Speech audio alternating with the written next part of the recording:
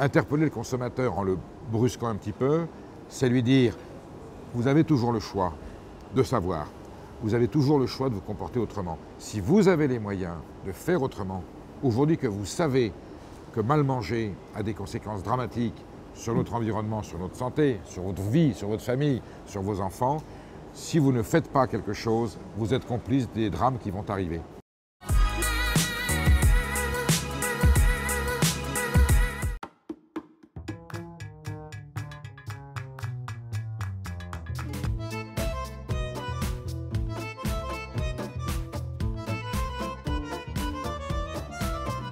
Je m'appelle Perico Léga, je suis rédacteur en chef à Marianne, responsable des pages alimentation, gastronomie, vin, art de vivre. J'anime également une émission sur la chaîne Public Sénat qui s'appelle Manger c'est voter. Disparition du producteur, du fournisseur, fragilisation du produit et le consommateur qui ne sait plus où il habite et qui ne consomme pas dans le bon sens. Je me suis dit qu'il fallait politiser mon métier de journaliste économique. L'acte alimentaire est un acte politique. Comment faire comprendre à nos citoyens que ce qu'ils mettent dans leur assiette, la façon dont ils se nourrissent, détermine le monde de demain, l'avenir de leurs enfants, du pays et notre environnement. Voilà.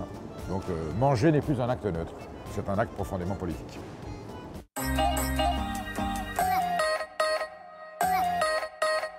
C'est lui qui a tous les pouvoirs dans les mains.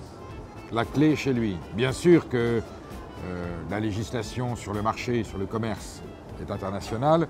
Bien sûr qu'il y a l'agro-industrie très puissante. Bien sûr, il faut interpeller les institutions, les pouvoirs publics, l'éducation. Mais aujourd'hui, il faut interpeller le citoyen en lui expliquant qu'il a la possibilité, puisqu'il y a 3 actes alimentaires par jour, et que chacun de ces actes alimentaires appelle de sa part une prise de conscience, un comportement précis. Je n'achète pas n'importe quoi, je regarde ce que je mets dans mon assiette, je regarde ce que je mange, d'où ça vient. Est-ce que ça provient d'un terroir qui est protégé? Est-ce que ça préserve un environnement? Est-ce que ça préserve une activité agricole? Quel prix je le paye? Est-ce que ça me fait du bien? Est-ce que ça fait du bien au pays?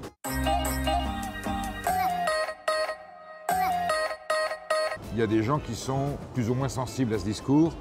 Il y a des situations sociales, il y a des gens qui ont une immense précarité, qui habitent quelquefois dans le territoire. Ils n'ont pas vraiment le choix, ils ne dépendent que d'une grande surface.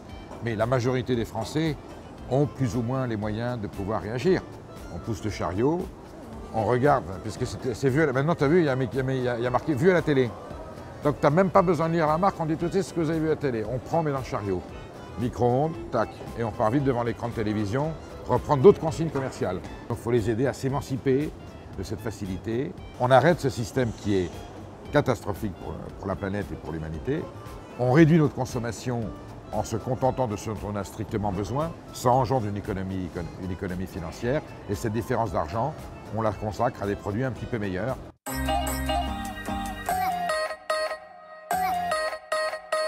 De poser le plat sur la table qu'on a préparé par amour pour les autres, parce que le repas c'est un acte de partage, c'est un acte sentimental de celui qui a préparé le plat, de partager, de voir les gens contents autour de la table, de commencer par parler au repas, de parler du plat, comment tu l'as fait, d'où ça vient, qu'est-ce que c'est que ces produits, qu'est-ce que c'est bon, pourquoi c'est bon, ben, c'est un acte de civilisation. C'est un acte d'enrichissement, c'est un acte de paix, c'est un acte d'amour. Et les sociétés où on se met autour de la table pour consommer de bons produits préparés à la maison et partagés convivialement sont en général des sociétés apaisées.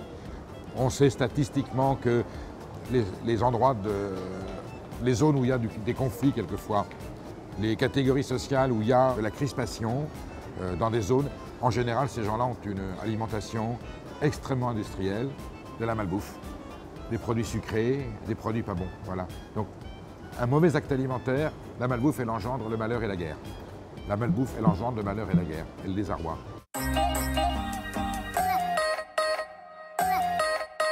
Aujourd'hui, 80% des Français décident de leur repas le samedi entre 15 et 18 heures. C'est-à-dire que pendant 3 heures par semaine, on va acheter les 14 repas. La totalité des repas de la semaine, on va les acheter entre 15 et 18 heures dans une grande surface en achetant des boîtes, des marques, des produits qui sont conditionnés. Voilà.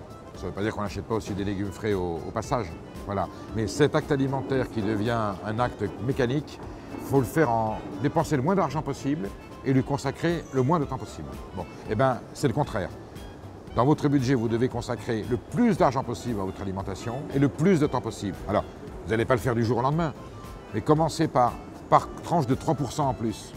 3% de plus de moyens financiers, 3% de plus de temps.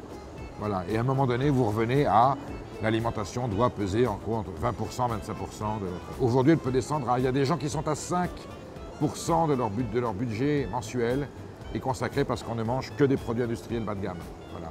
Ces 5% de budget alimentaire, ils coûtent très très cher. La facture, elle va être terrible. Pour vous, pour la planète et pour la société.